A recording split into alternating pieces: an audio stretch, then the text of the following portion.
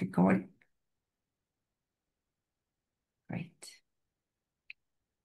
Great. So again, good evening, everybody, and good evening, Saakiino. I am really excited, and I feel very fortunate that we can take this hour today for just talking a little bit about this healing topic, which I feel is very necessary in the world today, especially me as Israeli. I know how much I have learned from you and still learning from you, and how much this method has been of great help for me on my personal life.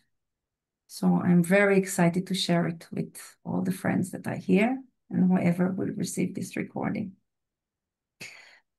So just to introduce Saakiino, I met Saakiino on 2016, it was, when Saakiino first came to Israel.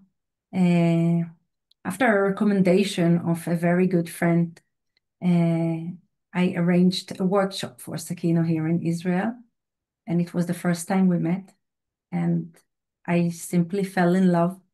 I fell in love with you, Saakiino, as a person, and I fell in love with this method. I can share that ever since I've become the organizer, me and Chaitanya, which is here among us, the organizers for Saakiino's trainings in Israel first, and then in COVID time, it went on international on Zoom. And I'm very fortunate to be one of your students and your organizer. And I'm really happy that we have this evening so we can share a little bit of this beautiful method with all the friends here. So good evening, Saakiino. Maybe you want to introduce yourself to everybody. Good evening, Vטאריקה, and as always, Chaitanya in the background, which is so beautiful. I always have to mention that the two of you together are working miracles. And I think I want to mention first that it's a special day today. It's the 600th day of the war, the latest war, and I just pray in my heart that this war is ending, all the hostages are freed, and the killing and the murdering and the suffering will end on both sides. This is, for me, it's a heart issue, and it's just something that I have to say every time. Let us be human and care for each other. Just a few days ago, a woman died, 103 years old. She was a Holocaust survivor. She emigrated to USA and then came back to Berlin in her late 80s. And she came back to Germany because she wanted to spread the message to be human. And she always touched my heart deeply, and that's the only thing I think that can save us all, to be human with each other. She was always saying, there is no Christian blood, there is no Jewish blood, there is no Muslim blood, there is only human blood. So as humans, we belong together. And I just wanted to say that at the beginning before I talk about anything else. Thank you so much for that. Yeah. Well, as for introducing myself, I am going to be 77 years old in a week.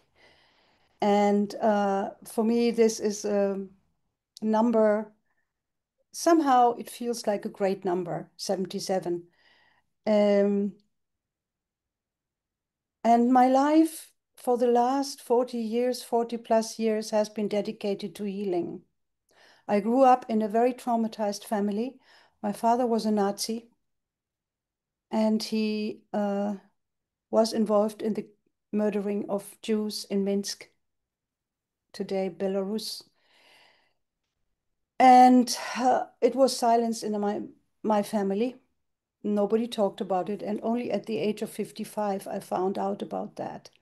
And I found out because I met a man, an Israeli professor, who had dedicated his life to research about the trauma after the transmission of trauma to the next generation, first from children of Holocaust survivors, and then later he turned to the children of Nazi perpetrators. And meeting him changed my life completely. That was the moment when I decided I want to find out what my father did, and I did find out a lot of things. And I also wanted to contribute to healing and to making amends. And that actually is what brought me to Israel. The first time I came to Israel was in 2006 with my then still husband and the two sons. And the moment I stepped onto the ground, I felt I'm at home. My soul felt I'm at home. And then later things happened. I got divorced and my life got all turned upside down. And but then I really researched about my father, and I developed a therapeutic program called Heal Your Roots, which contains many healing methods. But the basic method, of course, is family constellations, which I learned from the founder, Bert Hellinger.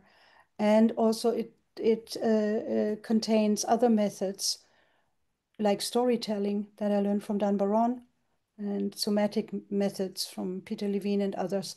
So this program is what I have dedicated my life to. It gives my life meaning to contribute to healing.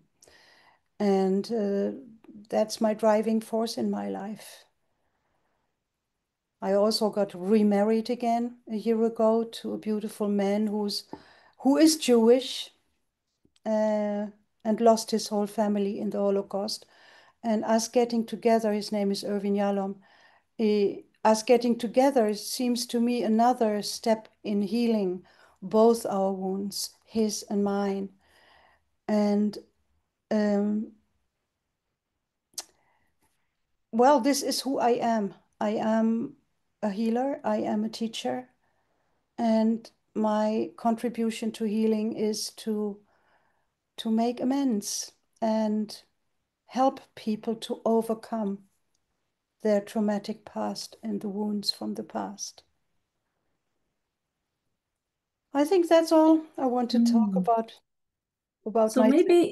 maybe Sakino, if you can a little bit explain for those of us who are not really familiar with family constellation, or maybe just heard a little bit about it, or so a TV series or something, and are curious to know a little bit more about what is family constellation and how does it really work?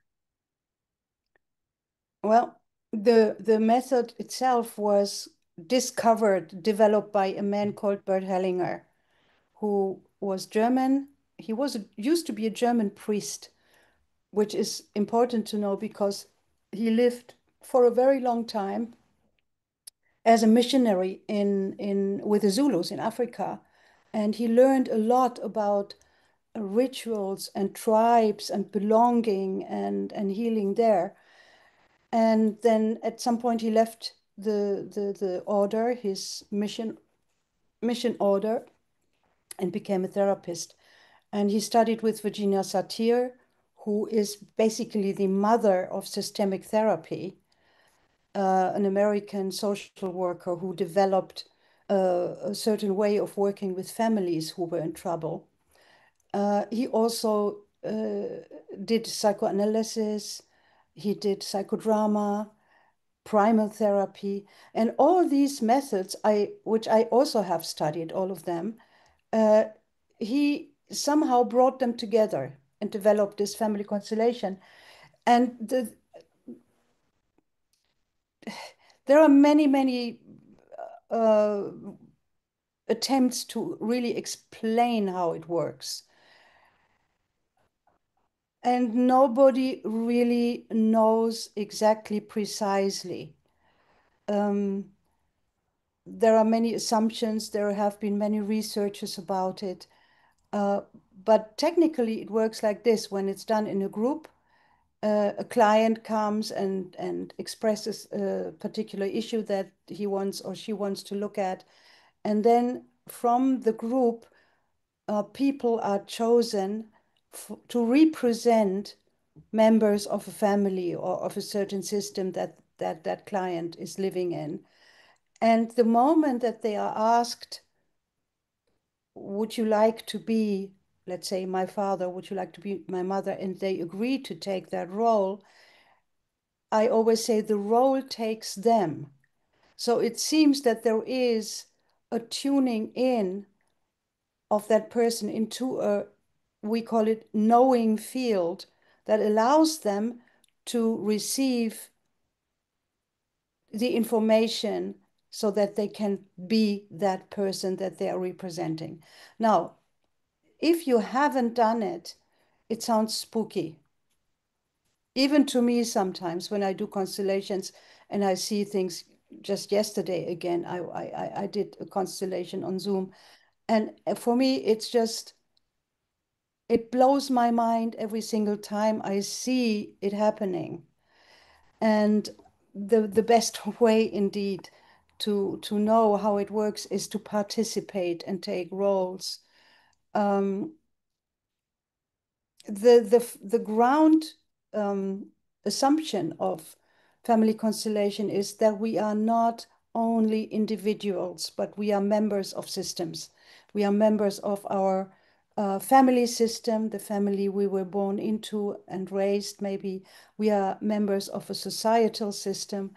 We are members of a political system. We are members of a spiritual system. Whatever we choose to be a member of, we become a member of that system and we have a place in that system. So the only system that we cannot leave voluntarily is our family of origin, because we are born into that. And in a constellation, what we can see is dynamics unfolding, like hidden things that nobody talks about, but that are underlying and determining what happens between people. But when it's not talked about openly, then it's in the unconscious. And in the constellation, the unconscious gets brought to the surface through the representatives.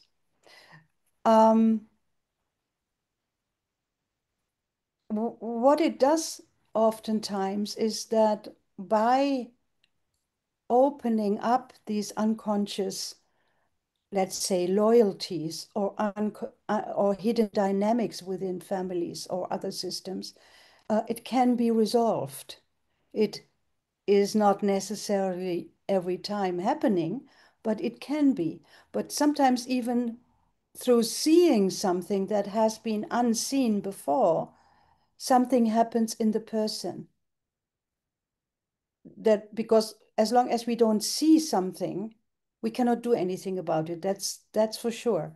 But when we see something, like, let's say, oh, my fear of, just a theoretical example. Let's say someone has a very strong fear of darkness. And then in a constellation, we find out that someone in the family history, like a generation before or even 2 generations before, has been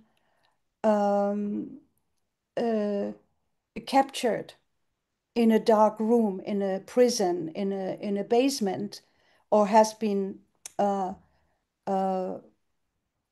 yeah, hidden in a dark room and has been very afraid and that person who that happened to has never spoken about it, but unconsciously has transferred this fear, let's say, to their child. And this happens, we have now evidence that the transfer happens through several channels. And one is the epigenetics, like in a genetic way, the person who has experienced such a severe trauma in their life, their genetic information that they transport to the next generation, to their child, is fed with that fear. So that fear is transported to the next person who doesn't know where it comes from. And through family constellations, sometimes we can uncover these connections. And that in itself is oftentimes very helpful for people. So, I mean, this is, of course, a very short description, but the main thing, I would say the revolutionary thing about the systemic approach, the family constellation approach, was that it made us aware that we cannot, in therapy, treat people only as individuals. We have to treat them as members of a system that influences them and who they are. Does that make sense? Very much, very much. I guess people here, when they hear what you're saying, it brings up some questions. For example, Oh, how can a representative uh, pass this information about somebody that he never met or doesn't know about? yeah. And also, it brings up a question, does it really take over the representative? Or how much of the representative personality comes up in what he shares? So Well, maybe you can elaborate a little bit about it. yeah, this is a question that I get asked very, very often. Uh, but I always get it asked before someone has an experience of constellation. After they have experienced it, they don't ask these questions anymore, not in that sense. But we know, we call this phenomenon the knowing field, that once we, as I said, once we are stepping into a role, we are stepping into a field that has all the information of the person we are representing. And we do not know how this works exactly. Knowing field is one expression.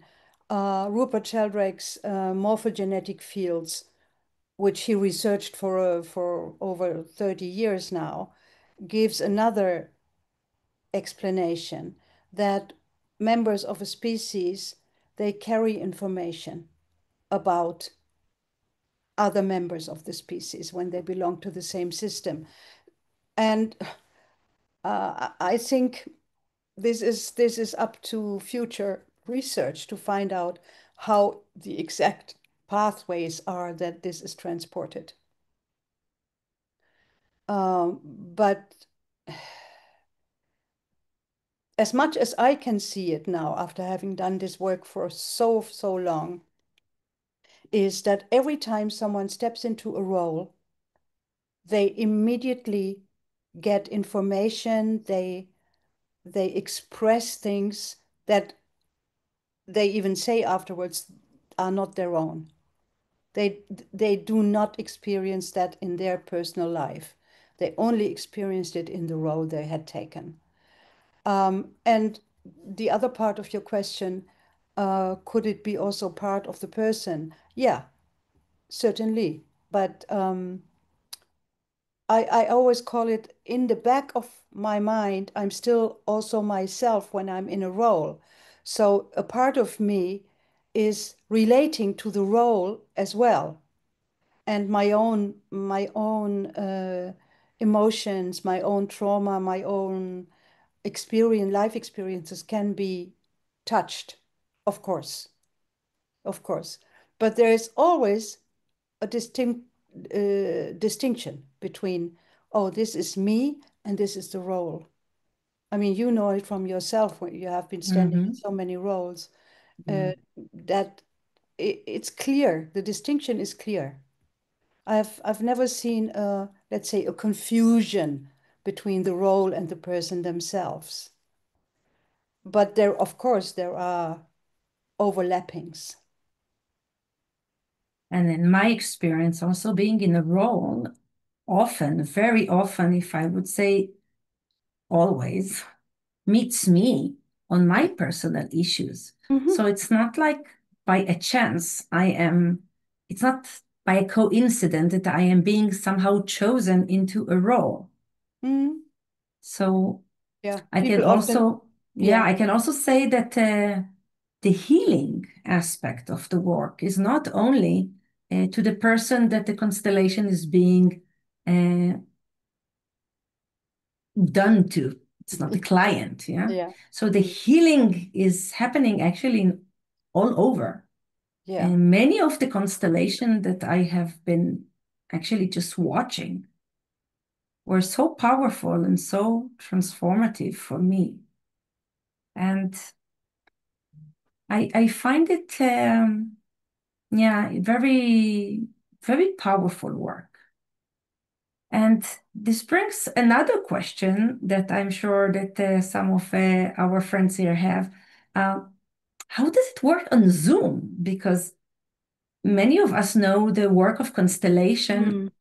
in a physical space, understanding that how we position people or the distance between them. So there's a different way of doing it on Zoom. Can you a little bit explain about it? Well, yeah, it works the same. When you're chosen, you are asked to be in a role, you agree, you stand up, and you allow yourself to become the role. That works exactly the same. And interesting enough, also on Zoom, representatives of people, they feel, oh, I feel close to this person, or I want to come closer, I want to stand behind them, or I want to stand in front or next. So instead of doing it in the physical space, they express that they would like to do that, or they feel, oh yeah, I feel very close to this one, and I feel much more distant to this one. Things like that. So it's expressed more in verbal than in real action. But that's basically the only difference. Uh, as for the power, it works as powerful on Zoom as it works in physical space. I have to say, I was surprised myself when we started doing constellations on Zoom, which happened because of COVID, and it happened in the middle uh, um, of a training that I was facilitating in Israel. In the middle of one module, I had to leave because the last plane was flying out. And then we were sitting there, what are we doing now? And well, then a few beautiful people from that training and we decided we just give it a try. We tried this method. We had heard about it. I didn't believe in it, not at Mm. all, not the slightest bit. And we just started doing it just in a small group of 4 people. We practiced a little bit with each other, and to our total surprise, it worked. And then we extended, and also, yeah, we finished that training on Zoom, and I started a regular Tuesday group on Zoom every Tuesdays since 5 years now, and it works amazing, amazing. So That's true. yeah, to me it keeps to be a mystery why and how, Mhm. but I trust my experience and I trust the experience of the others that are sharing that experience. I would like to ask you one more question. I'm looking at the time, but I Mm. would really Time is like to. flying, yeah. Yeah, well, time is always flying when you're having a good time. And I do want to ask a question because you explained before a little bit about trauma that passes through generations. Mm. And I feel it would be a good question if you can a little bit explain about how do you actually work with trauma, either personal trauma or trauma that has been transferred through generations in a constellation. If you can a little bit explain, it's a big topic, I know. But if you can just give some, because people were asking about that. Yeah. Well, one thing with trauma that we have taken on from someone from a former generation is to recognize the person who has suffered in the first place. Like, let's say, an aunt or uncle or grandfather, grandmother, somebody in our past family. Recognizing that I am carrying from them.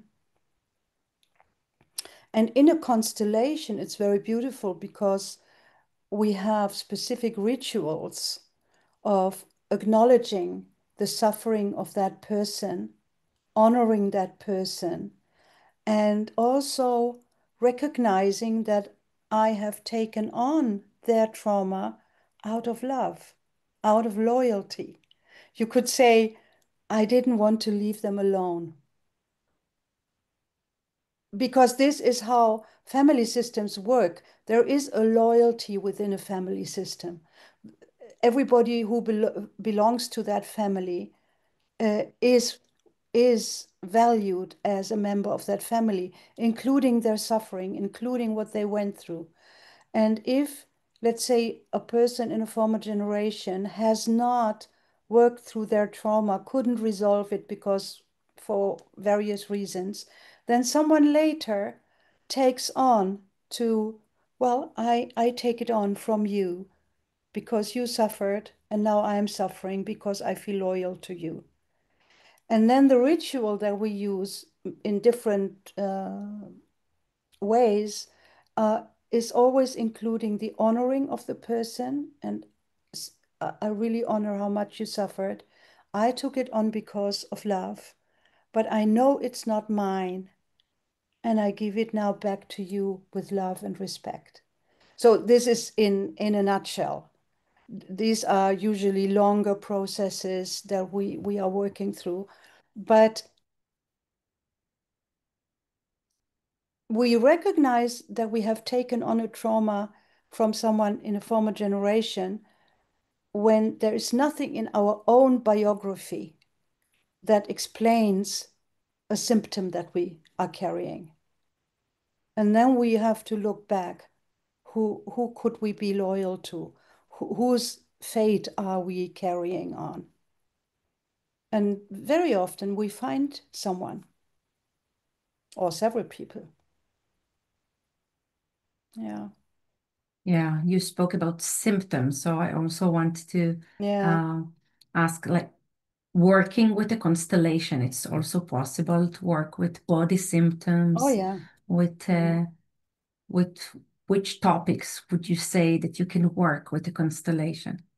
Well, any body symptom I can work with a constellation because as Gabor Mate says, when the body says no, or Bessel van der Kolk, the body keeps the score. Our body is carrying everything.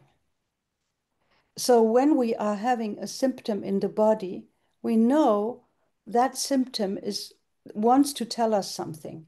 And as our body is also a system in itself with all its organs and everything that belongs to the body, we can do constellations with body symptoms, with body parts, and see what they have to say.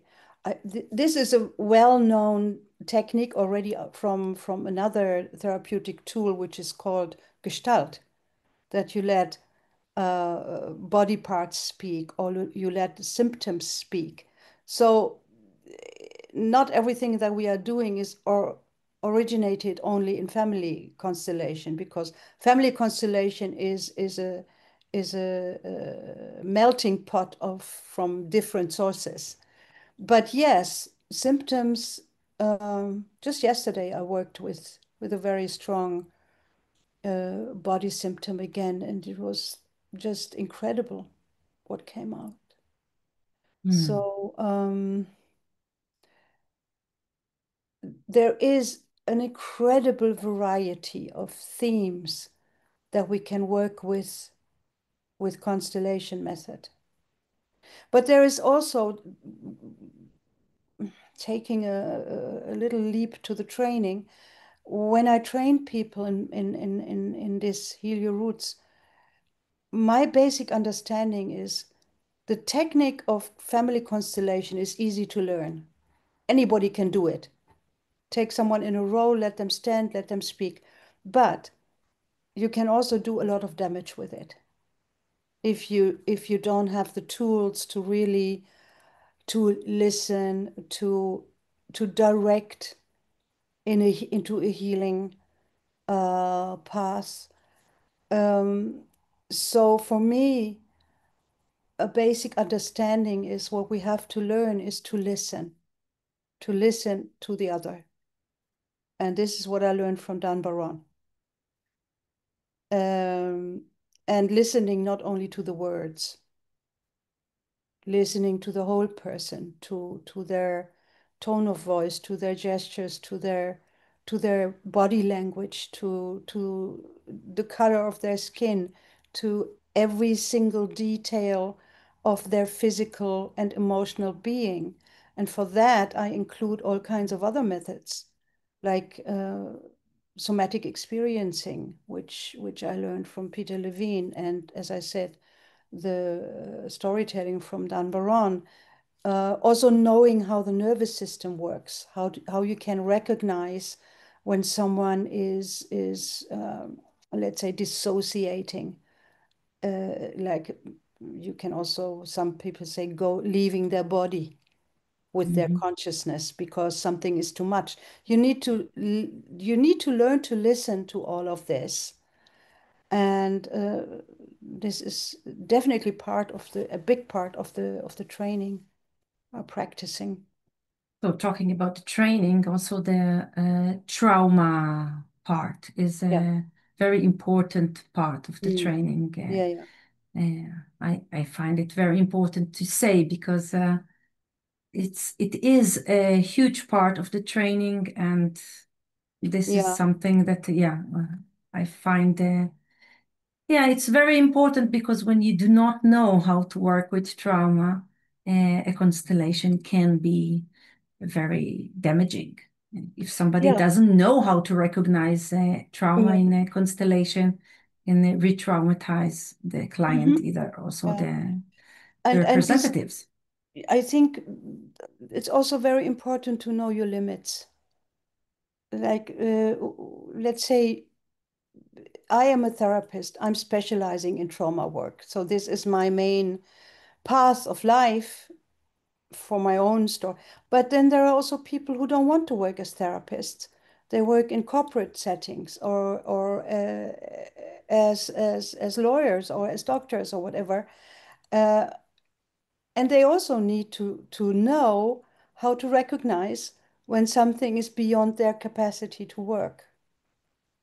So it's not only to be able to work with trauma, it's also to recognize, oh no, this goes beyond my expertise.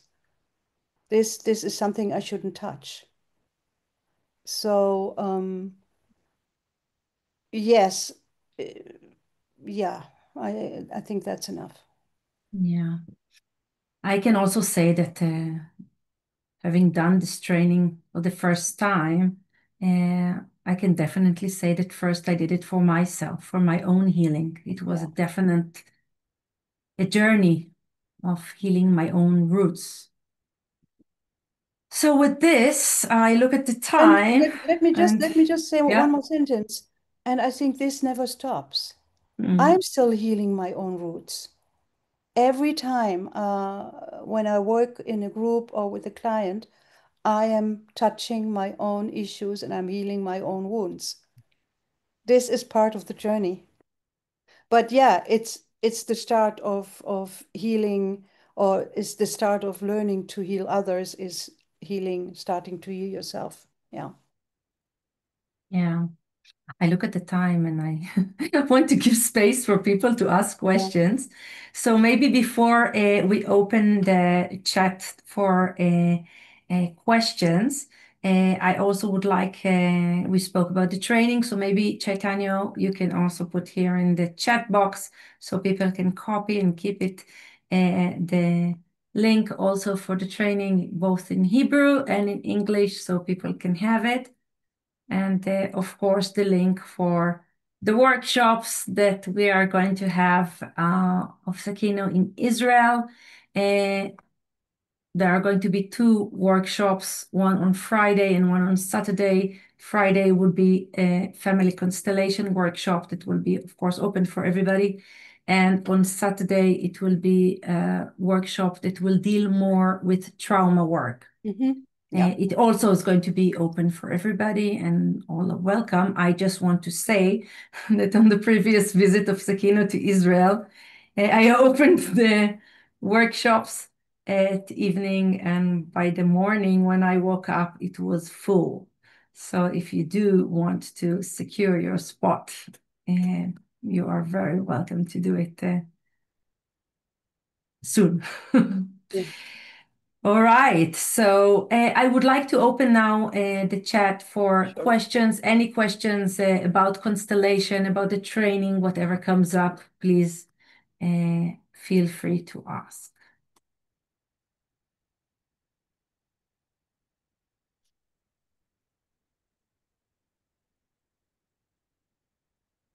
Otherwise, if there are no questions, I can ask some more questions. I have more questions. Now the chat is open. It was closed. All right, so now the chat is open. You are all welcome to ask.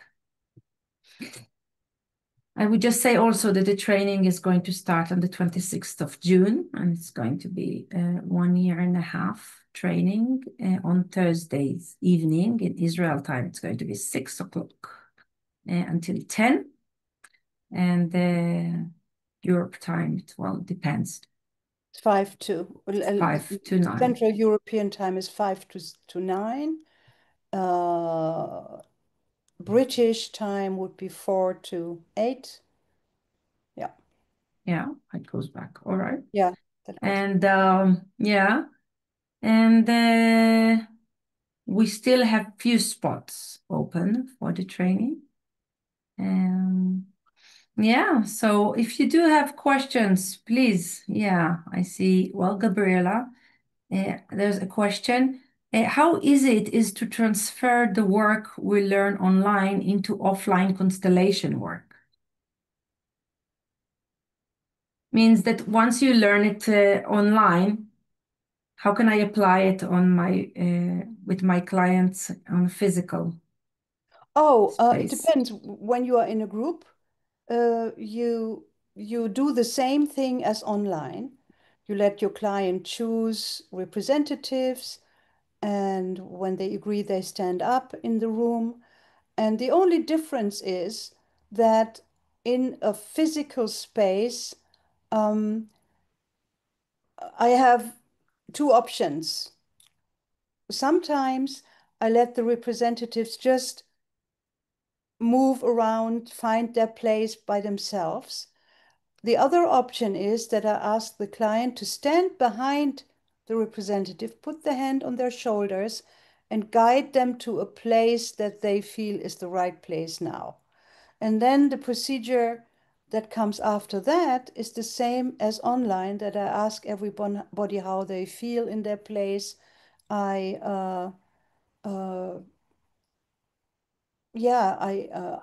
add maybe elements, or I change places. So the difference is that in the physical space, they can move in space. So they have closeness or distance physically visible, as where on the Zoom, it is only that the representatives express.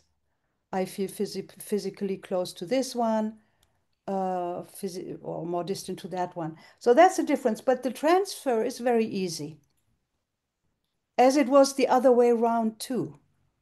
So I haven't really seen any difficulties. What I also always recommend to my students is to attend workshops of other facilitators, if possible, in person, so they get different approaches. Because my approach is very specific, I have to say that. I would say I have a very unique way of working with people, which is different from others. And I always really support to get as much experience as possible. So when you do an online training, attend workshops in physical space with other facilitators as well. So your field of expertise is bigger. And I also want to say that, well, for the Israeli participants of the trainings, we will have a physical meeting, 2 days of physical meeting with the assistants of the Israeli assistants of the training. And for those of you who are from Europe, we will have 2 days of physical meeting and practicing in Europe. So there's also an option, of course, for practicing, and of course to join constellations that the assistants are facilitating, and there are a lot of options to practice. Yeah, I'm so glad that I have now a group of very, very, very capable and good assistants. So I want to read more questions. Sure. Daphne is asking, can it happen that someone who got a role didn't get the information? Like just standing there and nothing happened? No. The thing is, sometimes, very rarely, but it does happen, someone says, I don't feel anything. And that's usually part of the role already. That the client says, oh yeah, this person indeed did never express any feelings or something. But that somebody does not get the information, I have not experienced that. Of course, it can happen when someone is under the influence of mind-altering substances, which can be alcohol or drugs or psychiatric medication. It can happen. So I always make sure that people are sober when they come. And it also can happen when someone is experiencing in themselves extreme emotional states at that moment, that they are so overwhelmed with their own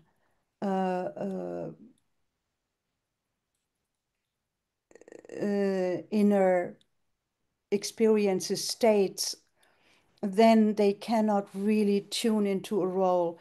But that gets evident very quickly. And it doesn't happen very often. I have seen it maybe 5, 6 times in the 30 years that I'm doing this work. And normally, if somebody is very busy with his own stuff, they never volunteer also to take the role. No, and they always say no. No, and it's also clear that we always say that right from the beginning, you always can say no to taking a role without explanation. It's a voluntary service that we give each other. And if I don't feel ready to do that, then I can say no. It's not the right time for me. Yeah. There's another question coming from Nityam. How can I have a dialogue, I guess, between my story and the story of the people in my family? Because sometimes my story doesn't fit to the story of my family, and it gets conflicts. Yeah. I guess the question is about conflicts Well, I think the in the question family. is, everybody has their own narrative. No member of a family has the same narrative as the others. And that's why the listening to the otherness of the other is so important. And conflicts start when we don't allow another person to have a different narrative from our own. Then that's when conflict starts. But when people can learn to listen to each other's differences and different narratives, peace can happen. But of course, this is not only a family issue. This is an issue that is creating wars and killing, as we know. But it starts within the family. And the narrative, in my family of origin, everybody has a different narrative. Every child in a family has a different childhood, because every child in a family has a different parents. The parents are not the same for each child. And we have to take that into account when we work with someone or with a family. And I love to work with families, by the way. I was asked in my last, I do master classes now with the graduates from my trainings, and I was asked in the last master class, how do I work with a real family? And the first thing is I let each member of the family construct their own family constellation and let it be seen by all the others. And that in itself is sometimes so healing.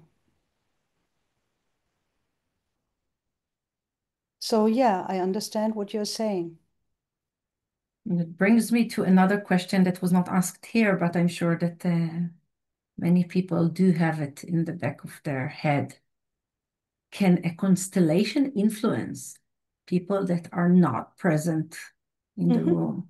Oh, yeah. So, and how does it happen? I mean, if I have an issue with my mother and I'm creating a constellation, I work with this relationship. Can it influence my mother, even though she was not present in the room? Yes, it can. Can you explain I a little think bit? this is what I said in the beginning, what we call the knowing field, because what we do in a constellation is like ripples in the field of our family. And again, if someone asks me, how does this explain? How is this happening? I only can say no. But well, I have seen it many, many, many times. You have seen it too, Tarika. Oh, yeah. So how does that happen? I don't know. I just see it happening. And I hear the reports of clients that I have done constellations with who call me or write to me a week or two. I always say, please write to me 4 weeks after the constellation and tell me what is happening. And when they write me, oh, this and that is happening, and I say, well, I remember one constellation longer time ago. Someone hadn't talked with his father for 12 years. And we did a constellation. And he calls me, no, he wrote to me a few weeks after. He said, 2 days after our constellation, my father called me and we are going to meet. And this is what I call miracles. I have no idea how this is happening. But the only explanation I have that is this, what I said in the beginning, the morphogenetic fields by Sheldrake, or the knowing field. I don't know. Yeah, but it happens. Well, I'm kind of looking at the time, and there are no more questions. So maybe a last question, if there's somebody that wants still to ask something, we can still have the last question. You are welcome to write. And in the meantime, just I would like to ask you if you have any suggestion or if somebody finds him or herself stuck in same patterns, repeating the same patterns, or being stuck in life and finding it very difficult to change something, what would you recommend? What would you advise as far as from your experience and from your understanding? Well, what comes up in my mind right now is a little bit provocative. I would ask that person, is there any benefit in being stuck?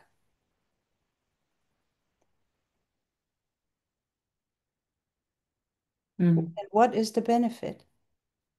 And very often I get the answer, well,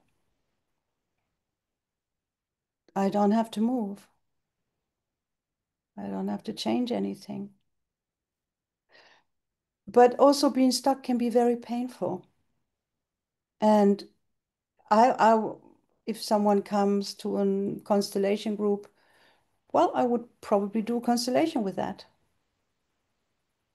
What is in the way of moving forward? For instance, that could be a role. Because I have seen often that when I put the problem that someone comes with or the issue as a representative, that the representative already has some enlightening answers. Because when we are stuck in life, there is a fear in us to move. Right? Of course. Change. Yeah, yeah. So giving that fear a voice, letting that fear speak. And very often things come to light that have been hidden before. So a constellation can actually start a movement. Mm-hmm. So would you say that a constellation is not a final, a whole therapy? Means a person would not come for a session of constellation and will just conclude all his issues and be healed. Well, I have never seen that happen, but certainly a constellation can shed light on something that has been in the dark before, that hasn't been seen before. And that usually and very often is at least a step into something change, into some change, into a direction, well, maybe into a healing direction. So you would say it's kind of an unfolding process, and a constellation, it's also not something you do only once. No, you can repeat a constellation. You can do many constellations, but I also am warning against this tendency to, which is unfortunately quite common, to put anything, I mean, every little decision in life. Yeah, any little issue in life into a constellation, that's also overindulging. But if used sincerely, it's a beautiful method to bring light into the darkness, bring light into hidden dynamics, and help to dissolve suffering. It's a beautiful method. Definitely. Yeah. And with this wish to dissolve suffering, I think we will conclude this meeting. for this I want to evening. say one last word because Please. I have been following the death of the last Pope and the inauguration of the new Pope. And what really touched me with this new Pope, I mean, the one that died also touched me deeply. He was a beautiful human. And the new Pope, first words he said when he came to the balcony was, "May peace be with you." And I think that's something that's really, really, that's the only wish I have. May peace be with us on all levels, inside families, between people, between religions. May peace be with us. Thank you so much, Saakinou, for this. And thank you, everybody, for joining us this evening. I see that Chaitanya again has put here the links for you to copy for those of you who are interested. And again, thank you all so much. And thank you, Saakinou, for taking this time and sharing with us. Thank you for this beautiful hour. So may peace be with us. And good evening to all of you. And sleep well. Thank you. And see you soon in Israel, Saakinou. Yes, in 2 weeks. Yes, I'm looking forward. Me too. Okay. Okay, so you can maybe unmute just to say goodbye if you wish. And we will conclude this evening. Thank you. תודה רבה, סאקינו. Thank you. Thank Thank you, you. Saakinou. I'm going on gallery and I see everybody. Bye-bye. Take care. Bye. You Thank you. all. Bye-bye. Night. Good night. Bye-bye. Good Good night. night. Hope to see you whenever and wherever. Tschüss. Tschüss.